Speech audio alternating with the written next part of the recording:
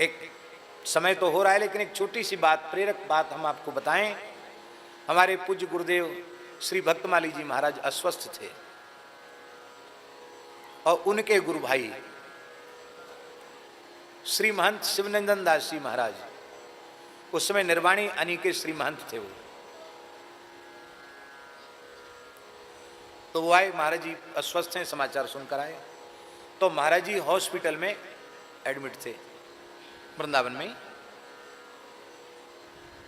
तो अब आश्रम में उस समय बहुत ज़्यादा व्यवस्था, अब तो ठाकुर जी की दया से बन गया।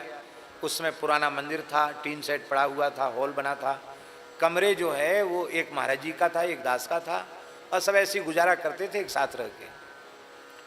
अब रात्रि को आ गए महंत जी, पूज्य श्री शिवनंदन दास जी महाराज आ गए रात को।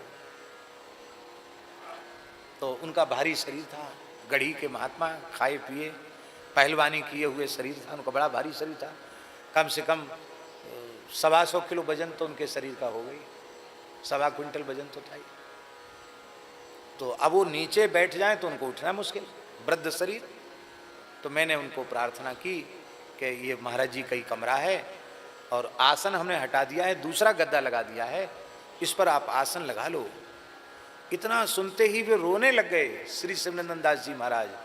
और उन्होंने कहा, हमारे गुरु महाराज ने कहा था सरपंच बाबा ने कि बच्चा, महाराज जी को शास्त्री जी कहते थे, जब तक शास्त्री जी रहे ना जीवित, तब तक तुम यह मत मानना कि गुरु महाराज कहीं चले गए हैं।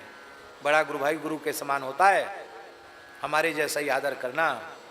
बोले मैं आज तक उनकी बराबरी पर नहीं बैठा हूँ, बराना वाले मन जी ने कहा, और भले ही मुझे नीचे लेटना पड़े। मैंने कहा महाराज जी चौकी है। बोले नहीं, मैं चौकी पर नहीं लेटूंगा, जिस चौकी पर उनका आसन पर, उस पर मैं आसन नहीं लगा सकता। जमीन में आसन लगाया, वहाँ सोए।